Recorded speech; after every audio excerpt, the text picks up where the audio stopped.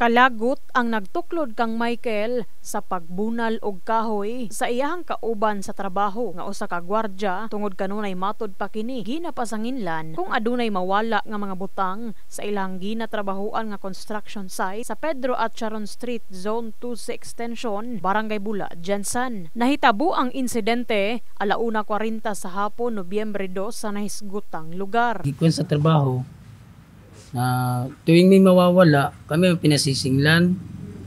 Nilalabay niya sa mukhang kuan. Bago, nagbulag mi ng aking asawa na wala pa ding tumagal. Sinabihan niya ako na iniputan ka na tinaihan ka pa. Nagpasensyahan ko, madam, para walis hindi ko gusto ang samok. Pagka duty na to, di pitsa dos, naitao ko nakitaan sa malayo na kumuha ng gamit. Sinabihan ko sa, diba, ikaw ang gwardya ngayon?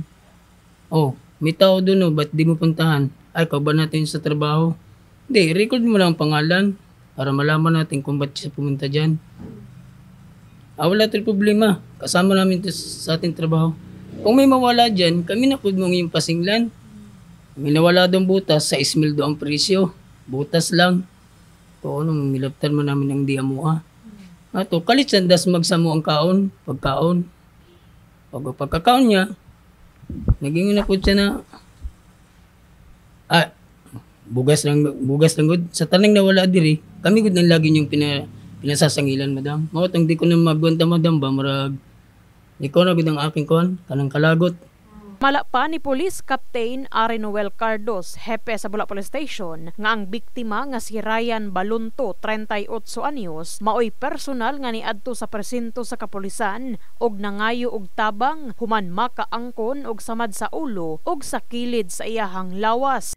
Allegedly mamiya gidunggab daw siya og gipalo sa duha niya sa kauban.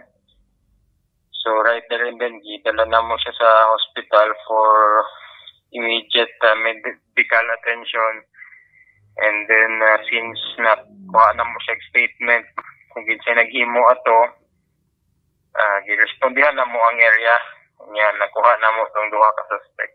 Ako alam, dawato na ako aking sala kung sala naman ko, madam. Ato ang yula kong pasaylo na mapatawad niya ako sa aking binuhat.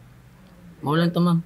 Sa record sa kapulisan, ang laing suspect nga nanunggab sa biktima, usa ka minor de edad nga giilang si alias Archie, residente sa Barangay Labangal. Butsyag sa kapulisan, stable na matud pa ang kahimtang sa biktima sa ospital. Samtang giandam na sa kapulisan ang tukmang kaso batok sa mga suspect nga responsable sa maong krimen. Ang Bula Police Station nakatala og duha ka insidente sa pagpanunggab sugod Nobyembre 1 ug Nobyembre 2 sa kasamtangan nga tuig, apan sumala sa hepe sa presinto nga sulbad na ang maong kaso human nadakpan nila ang mga suspect. In the heart of changing lives, kini si Brigada Enami Mugpon sa Brigada News, Jensen. Brigada News.